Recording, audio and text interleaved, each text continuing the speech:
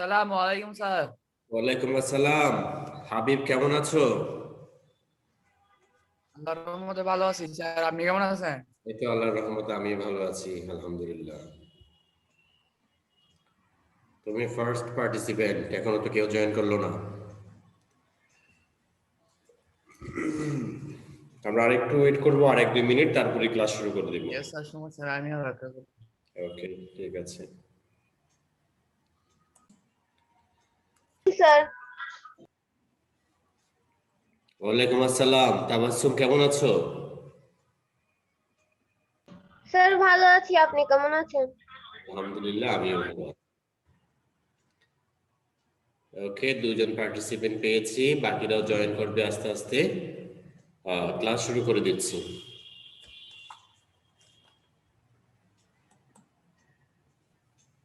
প্রথমে screen sharing এ যাচ্ছি। কোন অধ্যায়? আজকে হচ্ছে একাদশ অধ্যায়। আমরা অন্যান্য চ্যাপ্টারগুলো পড়ে ফেলেছি, আমাদের শর্ট সিলেবাসের লাস্টের 2টা চ্যাপ্টার বাকি আছে, একাদশ অধ্যায় আর ষোড়শ অধ্যায়। এই 2টা চ্যাপ্টার শেষ করে আমরা আবার শুরু থেকে রিভিশন দিব। এখন হচ্ছে আজকে একাদশ অধ্যায়। ওকে, প্রথমে স্ক্রিন শেয়ারিং এ যাচ্ছি।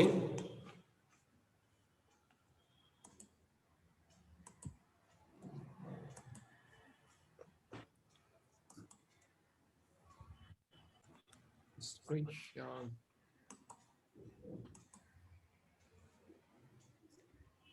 দেখো তো আমার কম্পিউটারের স্ক্রিন দেখা যাচ্ছে নাকি?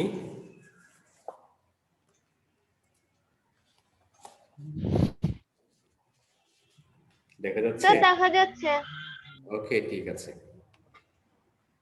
ইয়েস স্যার, দেখা ঠিক আছে।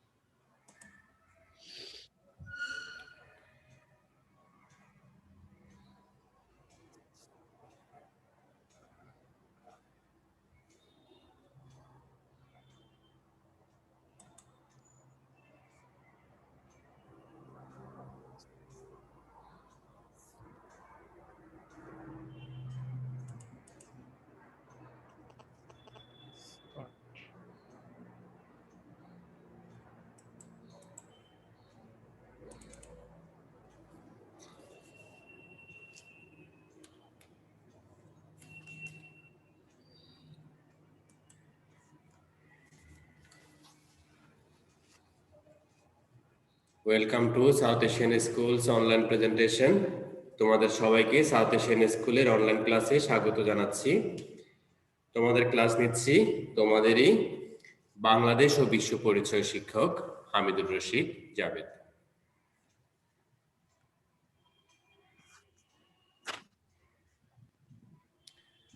বাংলাদেশ ও বিশ্ব পরিচয় ক্লাসটি বানিয়েছি এসএসসি স্পেশালের জন্য, তোমাদের জন্য।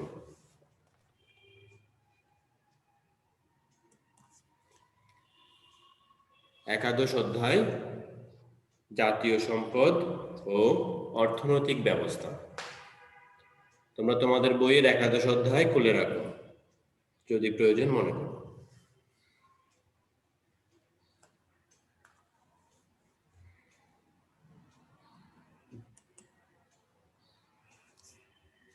জাতীয় সম্পদের ধারণা।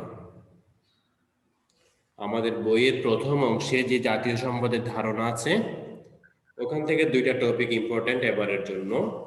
একটা হচ্ছে উপযোগ, আর একটা হচ্ছে অপ্রাচুর্য।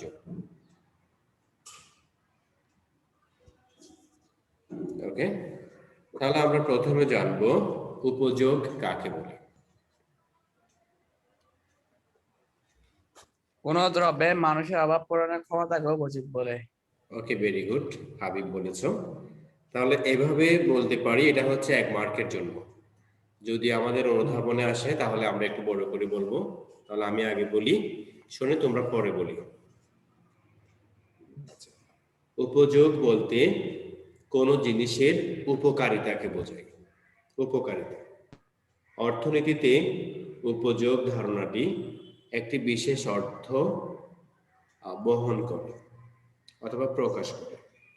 কোন দ্রব্য বা সেবার যে অভাব মোচন করার ক্ষমতা তাকে উপযোগ বলে। কোন দ্রব্য বা সেবার মানুষের অভাব পূরণ করার ক্ষমতা আছে বলেই এর চাহিদা দেখা যায়। যেমন খাদ্য সামগ্রী, পোশাক, টেলিযোগাযোগ সেবা ইত্যাদি। সেবা বলতে তোমার ডক্টর যে আমাদের ট্রিটমেন্ট করেন এটা একটা সেবা, শিক্ষক যে পড়ান এটা একটা সেবা, অ্যাডভোকেট বা উকিলরা যে আইনি পরামর্শ দেন এটাও একটা সেবা।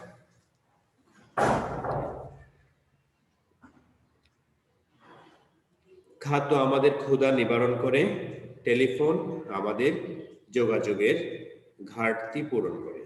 সুতরাং এদের উপযোগ আছে। ওকে, উপযোগ সম্পর্কে কনসেপ্ট ক্লিয়ার কিনা? আমরা কি বুঝতে পেরেছি? Yes, sir. ওকে, ভেরি স্যার গুড।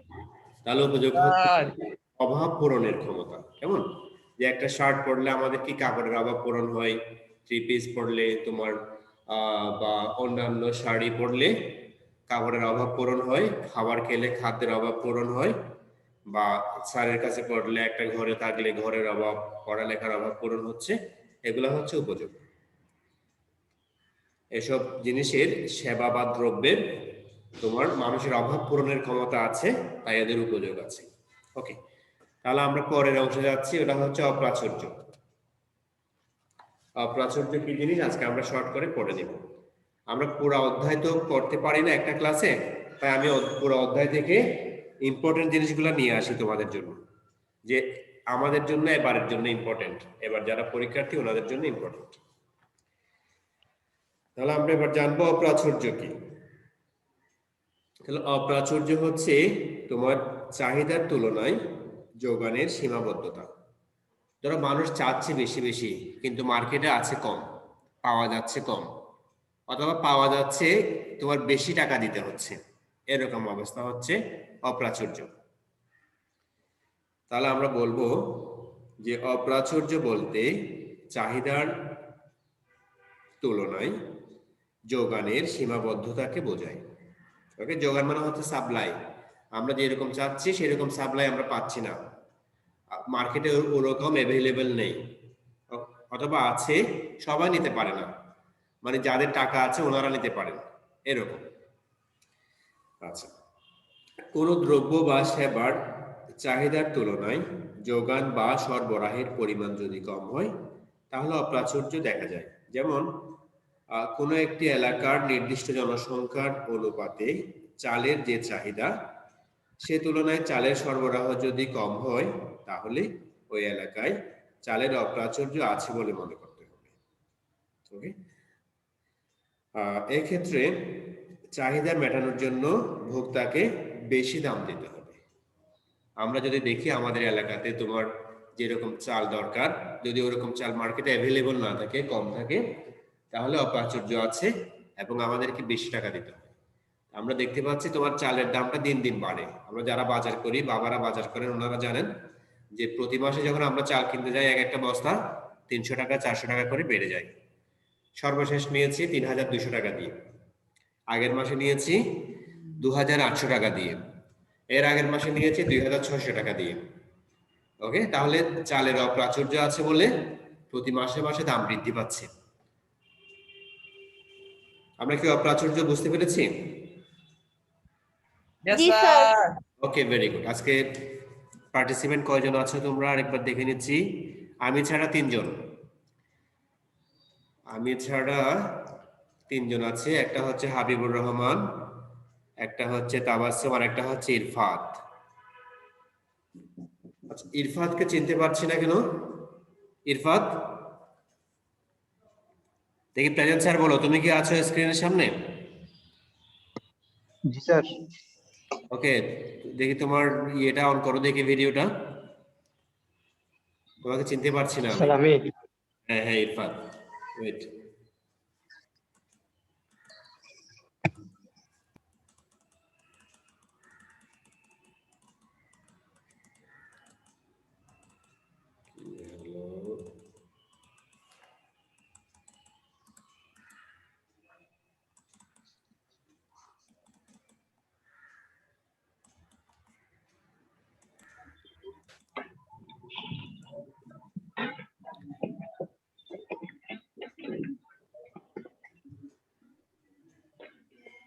ওকে, তোমাকে আসলে দেখা যাচ্ছে না, লাস্টে দেখে নিব কেমন? তুমি সারাদিন থাকিও, আজকে ক্লাস থেকে লিভ করিও না। ক্লাসে ব্যাক যাচ্ছি, স্ক্রিন শেয়ারিং অবস্থায় আছি, তাই বলে দেখা যাচ্ছে না, দেখার অপশনটা পাচ্ছি না, লাস্টে দেখবো। ঠিক আছে, ক্লাসে ফেরত যাচ্ছি। ওকে, তাহলে আমরা ছিলাম যে তোমার প্রথম অংশটা আমরা পড়ে ফেলেছি, যে উপযোগ কাকে বলে আর অপ্রাচুর্য কাকে বলে আমরা পড়ে ফেলেছি। এর হচ্ছে উৎপাদনের উপকরণ। আমাদের বইতে আমরা পড়েছি উৎপাদনের জন্য 4টি উপকরণের দরকার হয়: ভূমি, শ্রম, সংগঠন। এখান থেকে কি কি কিভাবে প্রশ্ন আসবে সে সম্পর্কে আমরা একটু এখন স্টাডি করব। আচ্ছা, এখান থেকে আসতে পারে মূলধন কাকে বলে, ভূমি কাকে বলে, শ্রম কাকে বলে, সংগঠন কাকে বলে।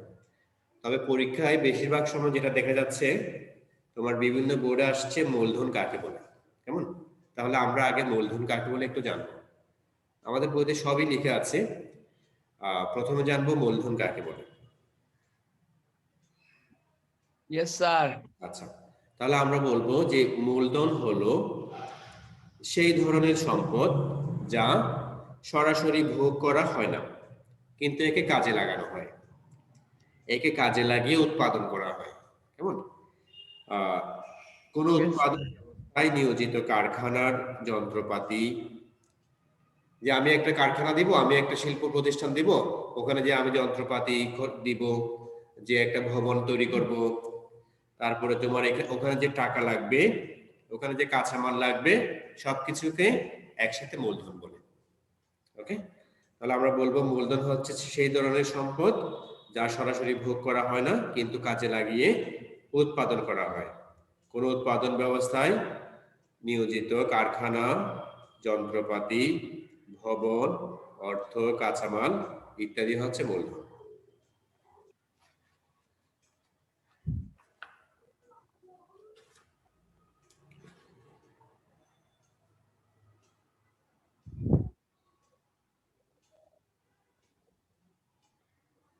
ওকে, এরপরে বাকিগুলো আমরা অল্প করে জেনে নিব। বাকিগুলো তেমন একটা বিভিন্ন পরীক্ষায় দেখা যায় নাই। যে শ্রম কাকে বলে, কেউ বলতে পারবা তোমাদের মধ্য থেকে?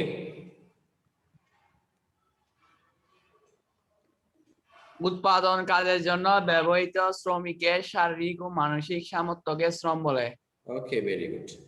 যে উৎপাদন কাজে শ্রমিকরা যে শারীরিকভাবে শ্রম দেয় বা মানসিকভাবে শ্রম দেয়, সেটি হচ্ছে যে তাদের যে একটা কাজ করার এবিলিটি, সামর্থ্য, তাকে শ্রম বলে।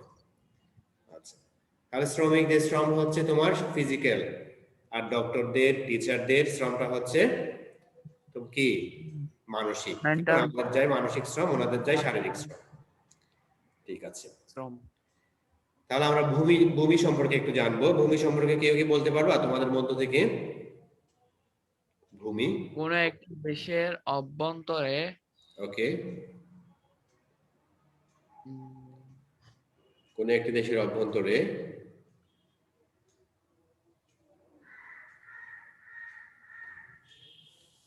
তারপর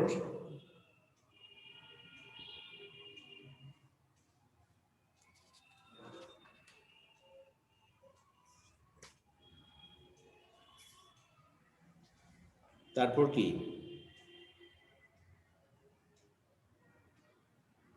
আচ্ছা, তাহলে ভূমি হচ্ছে সাধারণত ভূমি বলতে মাটিকে বোঝায়, কিন্তু অর্থনীতিতে ভূমি বলতে মাটিকে বোঝায় না। ভূমি বলতে হচ্ছে এমন একটি তোমার স্থান বা জায়গা যেখানে উৎপাদন কাজ করা হয়।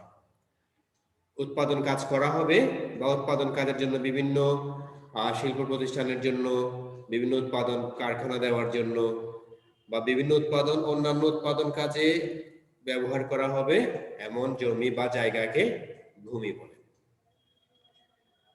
ওকে, এরপরে হচ্ছে সংগঠন। সংগঠন সম্পর্কে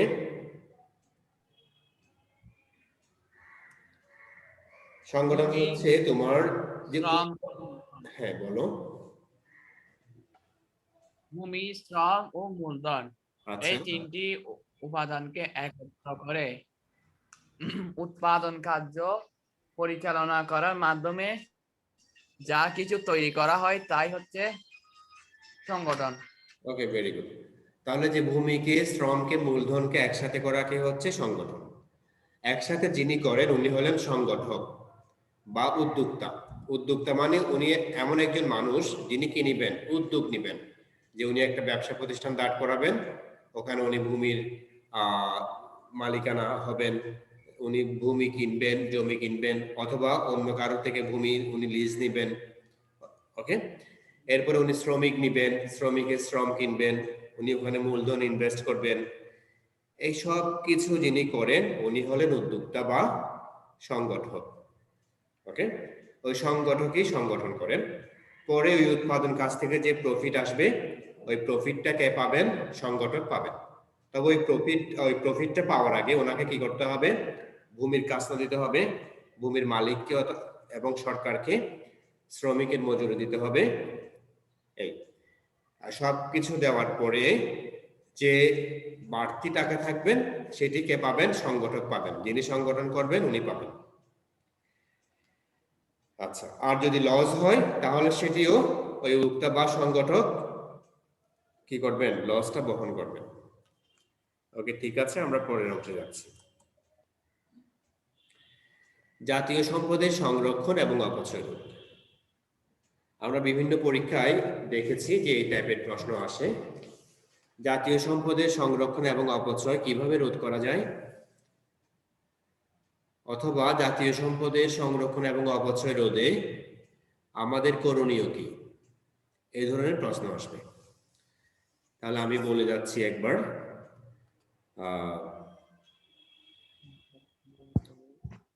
প্রথমত, কেউ যদি জাতীয় সম্পদের ক্ষতি সাধন করে তাহলে আমরা কি করব, বিষয়টি কর্তৃপক্ষকে জানাবো যে আমরা কিভাবে সম্পদকে সংরক্ষণ করব, ওই ব্যাপারে যদি আমরা লিখি। গণমাধ্যমকে নাগরিকদের করণীয় সম্পর্কে প্রচারের মাধ্যমে জাতীয় সম্পদের সংরক্ষণ এবং অপচয় রোধ করা যায়। গণমাধ্যম বলতে বিভিন্ন টেলিভিশনে, পেপারে লিখে আমরা সচেতনতা বৃদ্ধি করে কি করব, সংরক্ষণ এবং অপচয় রোধ করতে পারব। ওকে, অথবা অন্যভাবে আমরা বলবো সচেতনতামূলক পদক্ষেপ গ্রহণের মাধ্যমে জাতীয় সম্পদের সংরক্ষণ এবং অপচয় রোধ করা যায়। প্রথমত, কেউ যেন জাতীয় সম্পদের কোনোভাবে ক্ষতি সাধন না করতে পারে সেই বিষয়ে আমরা সতর্ক থাকব। এ ধরনের কোনো অপচেষ্টা যদি আমরা দেখি বা জানি তাহলে আমরা যথাযথ কর্তৃপক্ষকে জানাবো। যেমন আমরা দেখি আমাদের তোমার সরকারি বিভিন্ন ফরেস্ট আছে, সরকারি ফরেস্ট থেকে, বনাঞ্চল থেকে যদি কেউ অবৈধভাবে গাছ কাটে তাহলে আমরা কি করব, ফরেস্ট ডিপার্টমেন্টকে, সরকারের যে তোমার ফরেস্ট সম্পর্কিত যে অফিস আছে ওখানে আমরা জানাবো। ওকে, এরপর কেউ যদি তোমার বন্য প্রাণী হত্যা করে, তোমার যেসব বন্য প্রাণী হত্যা নিষিদ্ধ, তারপরে তোমার যে পরিবেশ নষ্ট করে, তাহলে আমরা কি করব, যথাযথ কর্তৃপক্ষকে জানাবো। ইভেন আমরা দেখি আমাদের আশেপাশে সরকারি স্কুল আছে, কলেজ আছে, সরকারি বিশ্ববিদ্যালয় আছে, ওখানে সরকারি সম্পদ যদি আমরা নষ্ট হতে দেখি, কাউকে ধ্বংস করতে দেখি, তাহলে আমরা কর্তৃপক্ষকে জানাবো। ওকে, এই সম্পর্কে বলো। যদি এসব সম্পদ সংরক্ষণের কাজে কোনো ব্যক্তি নিয়োজিত থাকেন, ওকে, তাহলে সেক্ষেত্রে আমাদের করণীয় কি? আচ্ছা, কোনো একটা ব্যক্তি নিয়োজিত আছে, হ্যাঁ, হয়তো ওই ব্যক্তিটা তখন নাই, বাড়িতে গিয়েছে বা নাস্তা করতে গিয়েছে, ওই সময় যদি কোনো অপচেষ্টা আমরা দেখি তখন আমরা নিজেরা কি করব, যদি আমাদের শক্তি দিয়ে সামর্থ্য হয় তাহলে আমরা প্রতিবাদ করব। যদি দেখো যে তোমাদের শক্তি দিয়ে সামর্থ্য বান তোমরা হচ্ছ না, যে তুমি যদি বাধা দিতে গেলে তোমার প্রবলেম হতে পারে, সে মারমুখী হতে পারে, মারতে আসতে পারে, তাহলে তুমি জাস্ট চুপচাপ কি করবে, কর্তৃপক্ষকে জানাবে, সরকারি কোনো কর্তৃপক্ষকে জানাবে, পুলিশকে জানাবে। এই, আর কোনো প্রশ্ন আছে? না স্যার, আপাতত কোনো প্রশ্ন নাই। ওকে, ঠিক আছে, পরের অংশে যাচ্ছি, ওখানে প্রশ্ন থাকলে বলিও। আচ্ছা, এর আগে একটা জিনিস স্লাইড আমি স্কিপ করেছি, যে সম্পদের সংজ্ঞা। সম্পদ কাকে বলে? এখানে আছে সম্পদের সুষম বন্টন। সুষম বন্টনের আগে আমরা জেনে নিব সম্পদ কাকে বলে।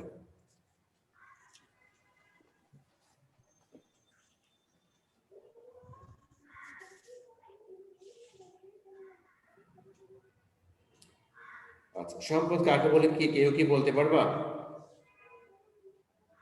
সম্পদ কি জিনিস?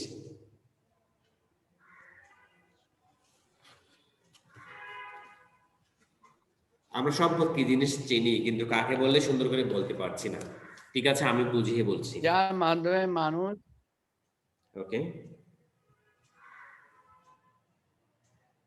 ওকে ঠিক আছে, আগে আমার মুখ থেকে একটু শুনি, তারপরে লাস্টে বলিও। তাহলে সম্পদ কি বলতে গেলে আগে একটু প্রকারভেদটা একটু বলি। সম্পদকে ব্যক্তিগত, একান্ত ব্যক্তিগত, সমষ্টিগত, জাতীয় এবং আন্তর্জাতিক 5 ভাগে ভাগ করা হয়েছে। কেমন? এখন বললে সম্পদ কি, সাধারণত তোমার ব্যক্তিগত মালিকানাধীন জায়গা, জমি, বাড়িঘর, কারখানা, টাকা পয়সা, গাড়ি ইত্যাদি হচ্ছে সম্পদ। ইত্যাদিকে ব্যক্তিগত সম্পদ বলে সাধারণত। তাহলে আমরা জানলাম ব্যক্তিগত সম্পদ কি। তারপরে সমাজের সবাই যে সম্পদ ভোগ করে তা হচ্ছে সম্মিলিত সম্পদ। যেমন মসজিদ আছে, মাদ্রাসা আছে, তারপরে তোমার বিভিন্ন মন্দির আছে, পেগোডা আছে, সরকারি কলেজ আছে, বা তোমার এই সরকারি প্রতিষ্ঠান হচ্ছে কি সম্মিলিত সম্পদ বা সমষ্টিগত সম্পদ। এরপর জাতীয় সম্পদ কি? জাতীয় সম্পদ হচ্ছে তোমার আমাদের যে ব্যক্তিগত সম্পদ এবং যে সম্মিলিত বা সমষ্টিগত সম্পদ সবই একসাথে জাতীয় সম্পদ। যে আমার কি আছে সেটাও জাতীয় সম্পদ, তারপর সরকারি কি জিনিস আছে সেটাও জাতীয় সম্পদ। এরপরে হচ্ছে তোমার যে আন্তর্জাতিক সম্পদ। আন্তর্জাতিক সম্পদ হচ্ছে কি সকল জাতি ভোগ করবে, সকল জাতি ভোগ করবে এমন সম্পদ হচ্ছে আন্তর্জাতিক সম্পদ। যেমন বিভিন্ন আবিষ্কার, যে তোমার মোবাইল আবিষ্কার, টেলিভিশন আবিষ্কার, যিনি আবিষ্কার করেছেন শুধু কি উনি ভোগ করেন না, পুরা পৃথিবী ভোগ করেন। এছাড়া তোমার সাগর মহাসাগর, সাগর মহাসাগর কোনো দেশের সম্পদ নয়, পুরা পৃথিবীর সম্পদ, আন্তর্জাতিক সম্পদ। আচ্ছা, তাহলে এরাই এইসব জিনিসই হচ্ছে সম্পদ। পরীক্ষায় আসতে পারে যে সম্পদের সংজ্ঞা দাও, তখন আমরা এই ডিটেলস জিনিসটা 2 নম্বরের জন্য লিখব। এখন আসি সম্পদের সুষম বন্টন কি জিনিস। সম্পদকে কিভাবে সুষমভাবে বা ঠিকভাবে বন্টন করতে হবে। এখান থেকে প্রশ্ন আসতে পারে সম্পদের সুষম বন্টন কেন প্রয়োজনীয়। প্রতিটি রাষ্ট্রের কল্যাণের জন্য সম্পদের সুষম বন্টন প্রয়োজন, যেটি রাষ্ট্রের জন্য প্রয়োজন, রাষ্ট্রের কল্যাণের জন্য। সম্পদ সীমিত, এই সীমিত সম্পদকে সঠিকভাবে ব্যবহার করলে, সঠিকভাবে বন্টন করতে পারলে তাহলে কি হবে, যে দারিদ্র্যের হার কমবে, যে ধনী আর গরিবের মধ্যে যে একটা দূরত্ব আছে, অনেক ডিস্টেন্স আছে, সেটা কমবে। আমরা দেখি আমাদের সমাজে অনেক মানুষ আছে যে তোমার ডুপ্লেক্স বাড়ি আছে, সেরকম দামি গাড়ি আছে, হ্যাঁ, খাবারের অভাব নাই, টেবিল ভর্তি খাবার, ফ্রিজ ভর্তি খাবার। আবার আমরা এটাও দেখি যে আমাদের রাস্তায় অনেক মানুষ তোমার এক বেলা খেতে পারে না ঠিকভাবে, রাস্তায় থাকে, হ্যাঁ। তাহলে বিশাল একটা ডিস্টেন্স আমরা দেখি। এই ডিস্টেন্সটা কি করতে হবে, কমাইতে হবে। এটা কমবে যদি সম্পদ সঠিকভাবে বন্টিত হয়। এই যে এখন বলি যে যাদের এত গাড়ি আছে, ডুপ্লেক্স বাড়ি আছে খুব সুন্দর কোটি কোটি টাকার, ওনারা সম্পদ সুষমভাবে বন্টিত করেন নাই। এটি ওনারা হচ্ছেন তোমার বিভিন্ন গার্মেন্টস কারখানার মালিক, শিল্প কারখানার মালিক। ওনারা ওনাদের শ্রমিকদেরকে টাকা দেন নাই ঠিকভাবে। শ্রমিকরা যে বেতন পাবেন ওভাবে বেতন দেন নাই বলে ওদের সবার বেতনের টাকা সব ওর পকেটে গিয়েছে। ওভাবে সে কি হয়েছে, আঙ্গুল ফুলে কলা গাছ হয়েছে। কেমন? যদি এটা সুষম বন্টন হতো, যদি একটা চাপ থাকতো রাষ্ট্র কর্তৃক, দেশ কর্তৃক, তোমার যদি নৈতিকতা থাকতো তাহলে এরকম হতো না।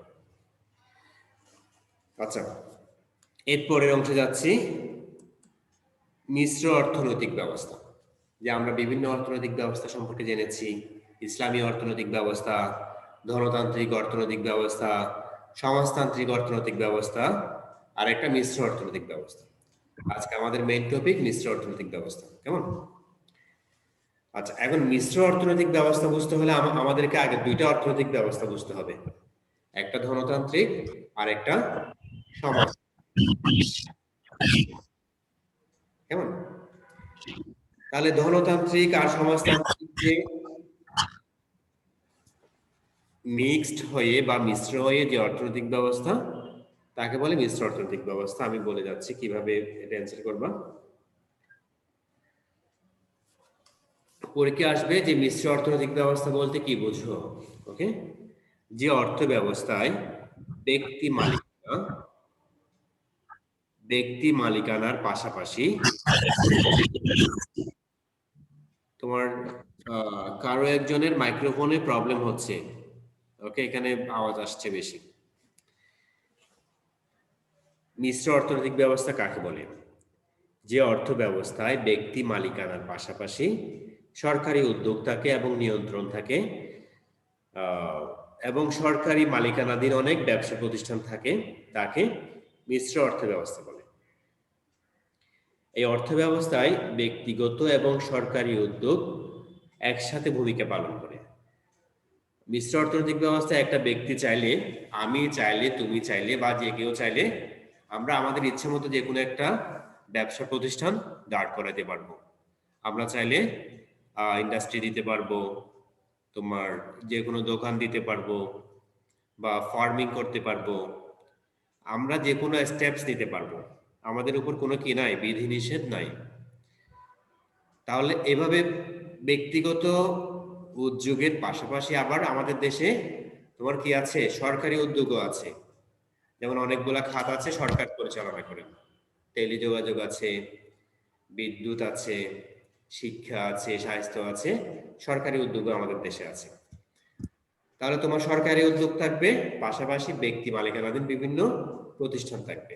ব্যক্তিগত উদ্যোগে অনেক ব্যবসা প্রতিষ্ঠান বা অর্থনৈতিক ব্যবস্থা থাকবে, সেটি হচ্ছে মিশ্র অর্থনৈতিক ব্যবস্থা। কারো কোনো প্রশ্ন আছে এই ব্যাপারে? No sir. Habib yes sir. আছে, বলো দেখি। স্যার, ইংরেজি একটা কথা আছে, হ্যাঁ, মাই কোম্পানি মাই রুলস। এটা কোন অর্থনীতি ব্যবস্থার ক্ষেত্রে প্রযোজ্য? মাই কোম্পানি মাই রুলস না? আচ্ছা, এখন সেটা যদি তোমার মিশ্র অর্থনৈতিক ব্যবস্থার ক্ষেত্রে প্রযোজ্য হবে, কারণ আমাদের দেশে তোমার ব্যক্তিগত উদ্যোগ আছে। ব্যক্তিগত উদ্যোগের মাধ্যমে তোমার অনেক ব্যবসা প্রতিষ্ঠান আছে। তো এই ব্যবসা যদি তোমার হয়, তোমার কোম্পানি হয়, হাবিবের কোম্পানি, হাবিবস কোম্পানি হয়, তাহলে তুমি যেভাবে চালাবা ওভাবে চলতে হবে। কেমন?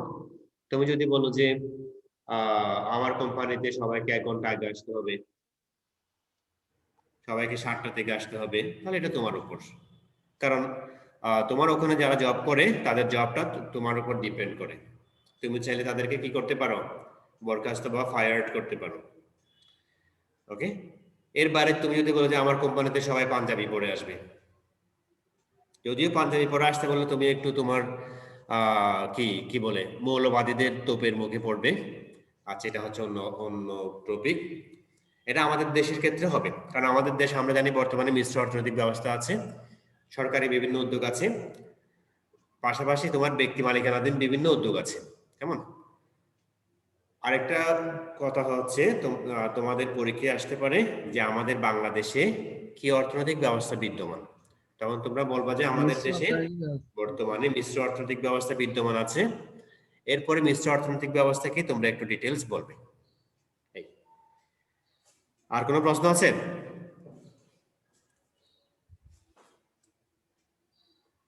না স্যার, আপাতত নাই। ওকে, আপাতত নাই, পরের অংশে যাচ্ছি। অনেক টপিক আছে আজকে, অনেক জিনিস আছে। আচ্ছা, অন্যান্য আর দুইটা টপিক আছে, একটা হচ্ছে ভূস্বামী কাদের বলা হয়, আর একটা হচ্ছে ভোগ বলতে কি বুঝো। কেমন? এরকম কোয়েশ্চেনও পেয়েছি কয়েকটা জায়গায়, তাই আমি এগুলো নিয়ে আসছি তোমাদের জন্য। তাহলে প্রথমে অ্যান্সার দিব, ভূস্বামী কাকে বলে, কাদেরকে বলা হয়। আমাদের বাংলাদেশে প্রাচীনকালে তোমার যারা, ওকে ওয়েট এ মিনিট, প্রাচীনকালে আমাদের দেশে পূর্ব বাংলায় বা বাংলাদেশে তোমার যাদের উল্লেখযোগ্য পরিমাণ ভূমি ছিল বা জমি ছিল, তাদেরকে বলা হয় ভূস্বামী। কেমন? একদম ইজি কোয়েশ্চেন, যে প্রাচীনকালে বাংলায় যাদের উল্লেখযোগ্য পরিমাণ জমি ছিল বা ভূমি ছিল, তাদেরকে বলা হতো ভূস্বামী। এবার একটু বিস্তারিত বলবো যে প্রাচীন বাংলা মুসলিম এবং ব্রিটিশ শাসন আমলে বাংলাদেশে সামন্ততান্ত্রিক অর্থনৈতিক ব্যবস্থা ছিল। তারা আমাদের ওই সময় ছিল কি সামন্ততান্ত্রিক অর্থনৈতিক ব্যবস্থা, কোন আমলে? প্রাচীন বাংলায় মুসলিম শাসন আমলে এবং ব্রিটিশ শাসন আমলে ওই সময় ছিল সামন্ততান্ত্রিক অর্থনৈতিক ব্যবস্থা। আচ্ছা, আর এই অর্থনৈতিক ব্যবস্থা ছিল ভূস্বামী কেন্দ্রিক। আচ্ছা, এই ভূস্বামীদের নিজস্ব কি থাকতো? লাঠিয়াল বাহিনী থাকতো। বর্তমান যেমন সরকারের পুলিশ বাহিনী আছে, ওরকম ভূস্বামীদের ছিল লাঠিয়াল বাহিনী। যদি কোনো এদিক ওদিক হয়, প্রবলেম হয় জমি নিয়ে বা ফসল নিয়ে, তাহলে লাঠিয়াল বাহিনী গিয়ে কি করতো? মার দিত। ওকে। আর কৃষি নির্ভর অর্থনীতি, স্যার, বলো হাবিব। না স্যার, আমি সম্মত সূচক হ্যাঁ বলছি যে। আচ্ছা আচ্ছা, ঠিক আছে। কৃষি নির্ভর অর্থনীতি ছিল তখন, এখনো আমাদের দেশ কৃষি নির্ভর। কৃষি নির্ভর অর্থনীতিতে ভূস্বামীরা ছিল অর্থনৈতিকভাবে স্বয়ংসম্পূর্ণ। সকল পেশা এবং বৃত্তির লোকজন তার নিয়ন্ত্রণাধীন থাকতো। অর্থাৎ ভূস্বামীদের অধীনে তোমার যে বিভিন্ন পেশার লোকরা থাকতো, ওনাদের অধীনে তোমার কি বলে তাঁতি ছিল, কামার ছিল, কোমার ছিল, সবই ওনার অধীনে ছিল। কেমন? তারপরে যারা চোর কাটে নাপিত টাইপের ছিল, যারা ফসল ফলাতো কৃষক ছিল, সবাই ওনার অধীনে থাকতো। ব্রিটিশ আমলে এই ভূস্বামীদেরকে বলা হতো জমিদার। আচ্ছা, এই জমিদারদেরকে কি বলা হতো? ভূস্বামী বলা হতো। আচ্ছা, আমরা ভূস্বামী সম্পর্কে জেনেছি। আমাদের লাস্ট অংশ হচ্ছে ভোগ কাকে বলে।